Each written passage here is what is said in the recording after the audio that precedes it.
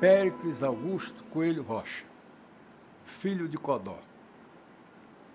Aos 2 anos de idade, a família mudou-se para Benedito Leite, onde ele captou toda a essência do trabalho que ele fez como artista plástico, continua fazendo, né? Tanto que, brincando, pergunta-se, onde é que você nasceu, afinal, Péricles? E ele responde, aos 2 anos de idade, em Benedito Leite. E com 8 anos já fazia esculturas em barro, na beira do rio Parnaíba. Então foi lá que eu descobri que eu era diferente. E depois eu comecei a ler literatura de cordel. Essa linha, ela ficou marcada no meu trabalho como se fosse assim uma xilogravura no próprio papel que eu desenhava. Daí começava a vir os personagens, junto com os animais lá do Cerrado, que era o tatu, o bola, né? E eles participavam das lendas, da besta fera, da mula sem cabeça, né? Das lendas do Piauí e Maranhão, que nós estávamos no meio norte, né? Então tem muita influência também das coisas lá do Cerrado.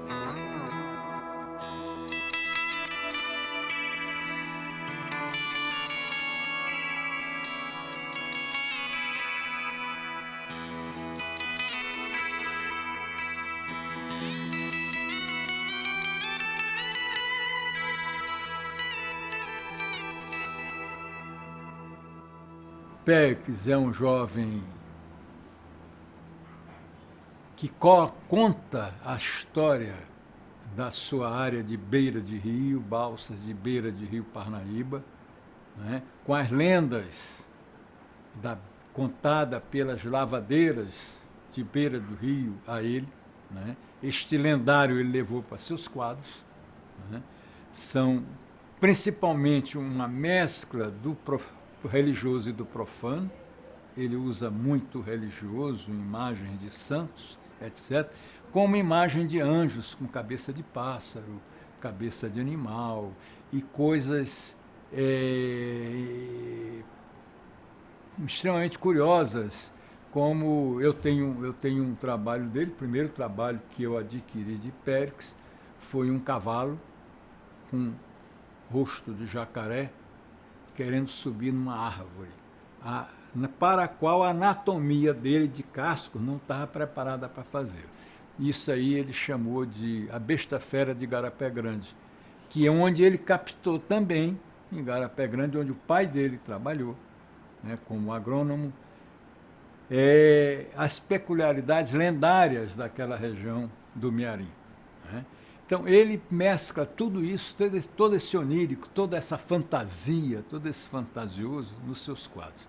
Eu sou um contador de histórias, sou um narrador de arte, de uma arte visual, uma coisa que conta ainda a história do caboclo do sertão.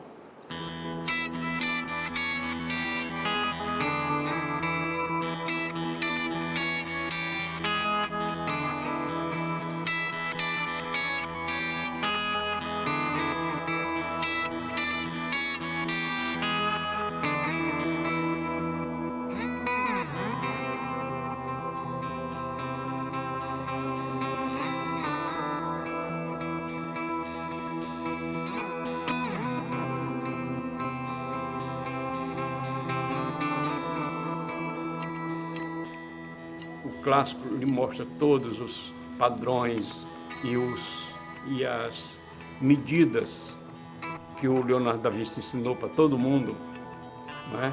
Então, esse clássico que depois você fica odiando, porque você fica preso a ele, né? Mas esse clássico é que você tem que saber deformar.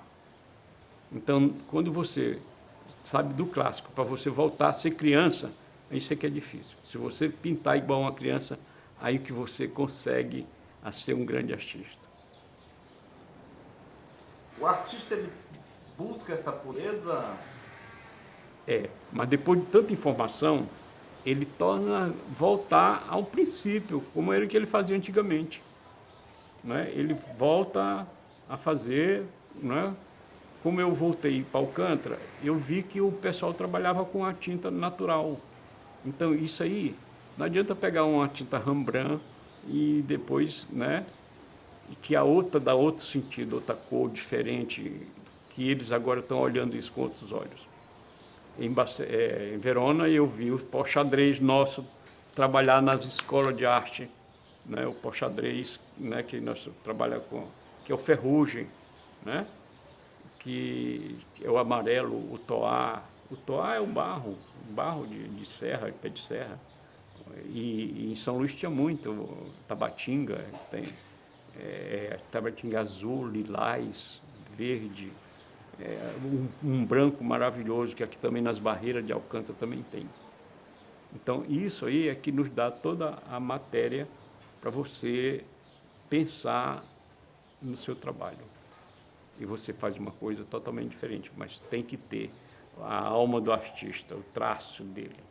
Eu lembro uma coisa que é fundamental, que são as cores que ele usa. Porque essas cores são cores nossas, são cores do Maranhão. É a coisa do Murici, é a cor do mangue, não é um verde qualquer, é um verde ligado às nossas raízes. A nossa terra, a nossa argila, que ele trabalha para fazer seus pigmentos, o urucum, que é muito presente no vermelho dele, a variedade de tons de verde que ele consegue fazer, que isso é outra coisa da extrema sensibilidade dele, que me atinge também. É como ele consegue tirar a cor. Ele não pega um vidro de tinta e mistura com outra coisa, ele faz a sua cor. É que eu digo muito para meus amigos, é o tom Péricles Rocha. É um estilo, ele tem um estilo de pintar e tem o tom Péricles Rocha, a marca Péricles Rocha. Em qualquer lugar que você chegue, você sabe que é um quadro de Péricles. Você já sabe que é Péricles, né? Os florais, a vegetação, as figuras oníricas, não é? Que ele faz, as cores que ele usa muito sépia, né? As cores que ele usa são realmente notáveis. Ele começou desenho a bico de pena, eu tenho trabalho dele extraordinário, aliás, é uma fase que todo mundo gosta, né? Todo mundo ama essa fase do bico de pena de Péricles, dos animais com os pelos trabalhados. Depois ele foi evoluindo para uma arte que ele colocava pigmentos que ele mesmo fazia, colhia no solo de Alcântara e de outros lugares do Maranhão, né? Também,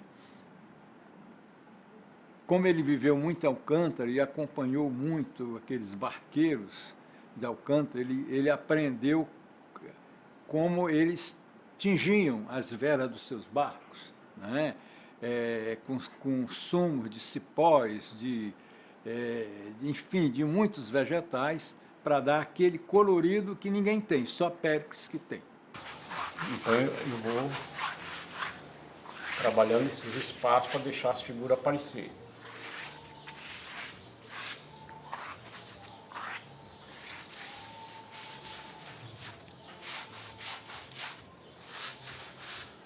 As coisas surgem e te surpreendem? Surpreende. nunca... Agora a gente tem que estar preparado para contornar e modificar. Agora eu não estou satisfeito com a perna dela para cá, então eu vou trabalhar aqui e aqui já forma uma sereia. Tá vendo? Porque eu não gostei dessa pose para cá, então vem a sereia vai ficar aqui.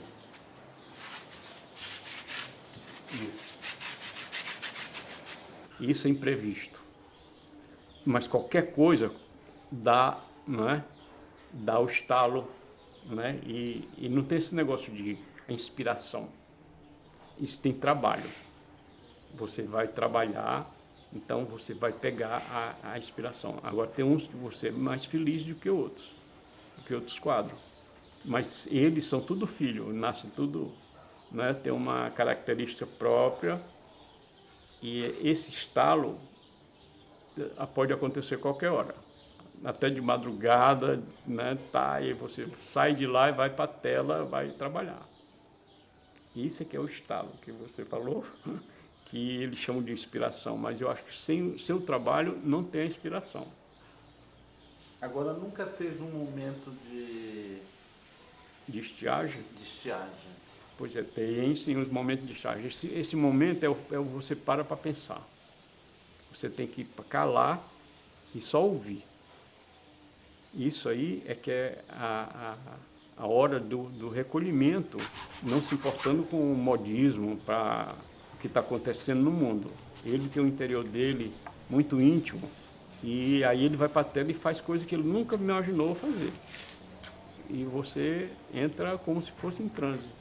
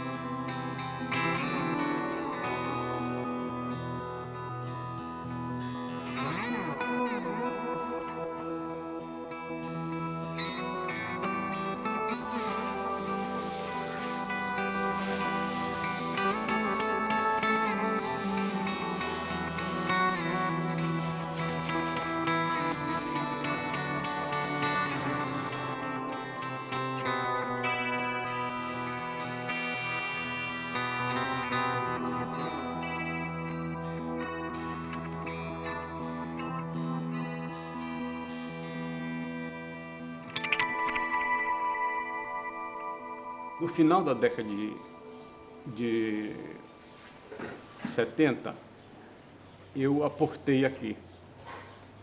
Como diz os pescadores, apoitei. Que a minha canoa chegou em Alcântara. E aí, então, eu me apaixonei pela cidade, pelo folclórico, toda essa riqueza colonial que eles tinham, que eles têm. E o povo mesmo me ensinou muitas coisas, né, de pigmentação, principalmente o pessoal que trabalha com as velas de barcos e cremação que impermeabiliza as canoas. Quer dizer, a faculdade lá do Rio de Janeiro não sabe que aqui tem os professores que ensinam a gente a mexer com tinta natural. Então eu experimentei a mucunã, como é o cajueiro, o murici, caju, né? E genipapo, urucum, tudo que fosse natural de tinta e com a pigmentação da terra colorida e da tabatinga. Então eu comecei a fazer trabalhos com essas tintas naturais. Ó, aqui nós vamos impermeabilizar, como se fosse como se fosse um verniz natural. Esse verniz é que crema o barco, para ele não entrar água. Eles fazem na serragem, embebe nesse caldo e ele impermeabiliza. E não influencia na cor, né? Ele vai impermeabilizando e dando uma tonalidade quase rosa ou um branco sujo.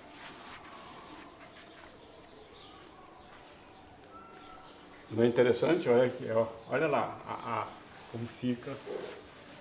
Isso é eterno. Nada é para sempre. E as vantagens é que a tracinha não come as pinturas. Ó. Isso é no caldo ralo, antes de ter o pigmento.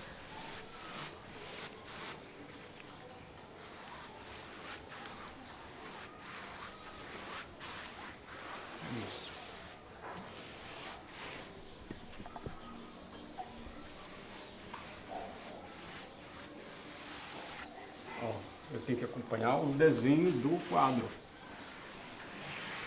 Tá vendo?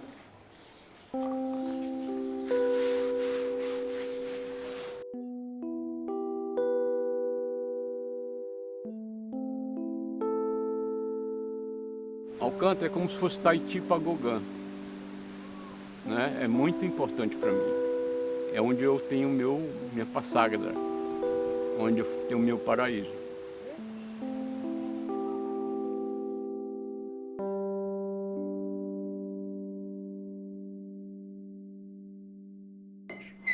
Pode deixar, meu bem, pode deixar. Obrigado.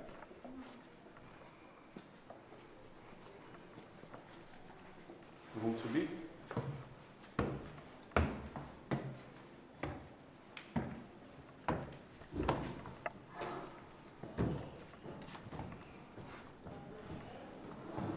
A minha arte, ela foi um presente de Deus, né? O dom, né, veio acompanhando desde os 8 anos e passou por várias fases e eu fiquei, né, com a técnica ensinada pela Belas Artes do Rio de Janeiro, pela Florença, né? Em Florença eu estudei pigmentação, outros, mas Alcântara que me dá o motivo. Alcântara e Benedito Leite, elas são distintas, uma do sertão e a outra daqui, da cidade divina de Alcântara.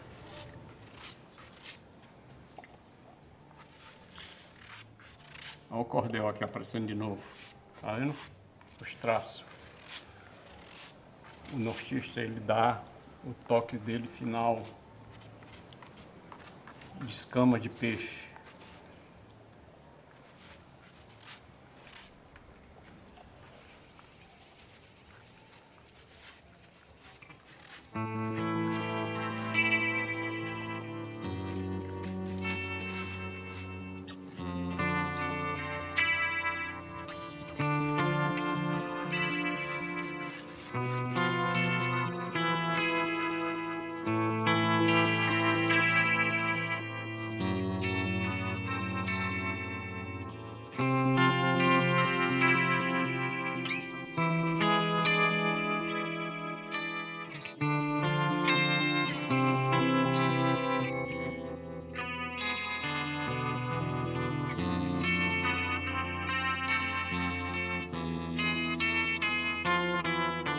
Eu sempre tive os pés no chão, mas com a cabeça voando, entendeu? Voando.